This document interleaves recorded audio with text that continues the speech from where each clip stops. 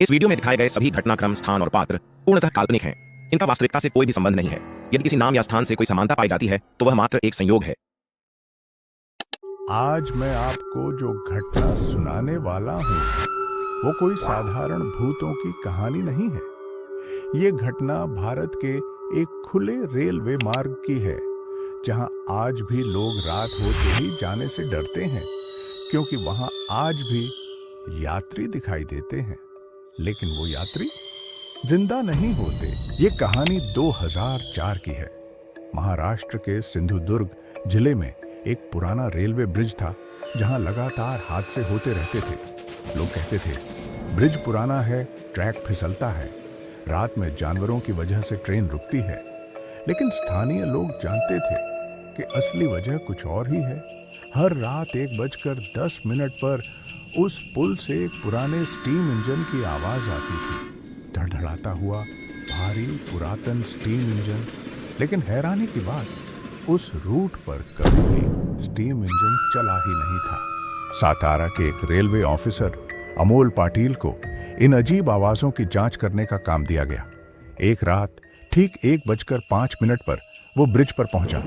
आकाश काला, बारिश शुरू, हवा तेज। अचानक चुक चुक चुक चुक चुक चुक पुराने इंजन की आवाज हवा में गूंजने लगी। अमोल टॉर्च लेकर ट्रैक की ओर भागा, लेकिन वहां कुछ भी नहीं था।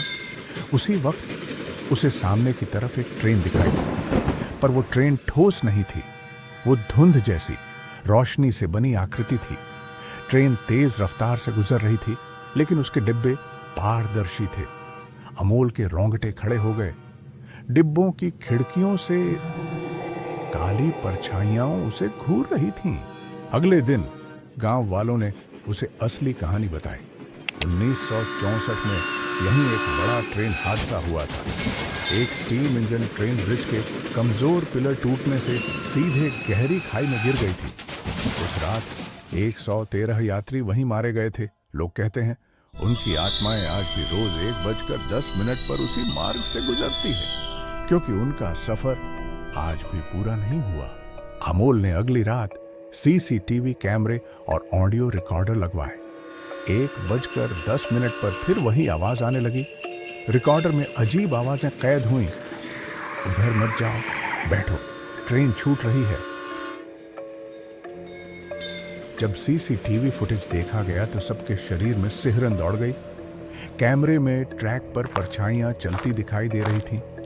कुछ परछाइयां जैसे ट्रेन में चढ़ रही थीं, कुछ खिड़की से हाथ हिला रही थीं, लेकिन वास्तविक ट्रैक पर एक भी इंसान नहीं था।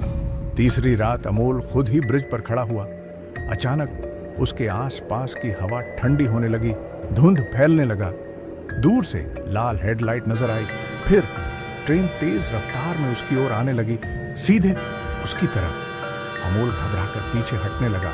उसने आंखें बंद की और साइड में छलांग लगा दी। आंखें खोली तो ट्रेन गायब थी, लेकिन नीचे खाई से सैकड़ों लोगों की एक साथ चीखें सुनाई दे रही थीं, जैसे वो लोग अब भी गिर रहे हों, अब भी मर रहे हों। उसी पल में इस घटना को रिपोर्ट में दर्ज तो किया गया, लेकिन अधिकारियों ने इसे हवा ध्वनि परावर्तन बताकर मामला बंद कर दिया। पर स्थानीय लोग आज भी मानते हैं 1964 में मरे हुए 113 यात्री अब भी अपनी अधूरी ट्रेन का इंतजार कर रहे हैं। आज भी 1:10 पर उस ब्रिज पर वही आवाज सुनाई देती है, उधर मत जाओ, ट्रेन छूट रही है। शायद ये उनकी फंसी हुई आत्माओं का अधूरा अंत है।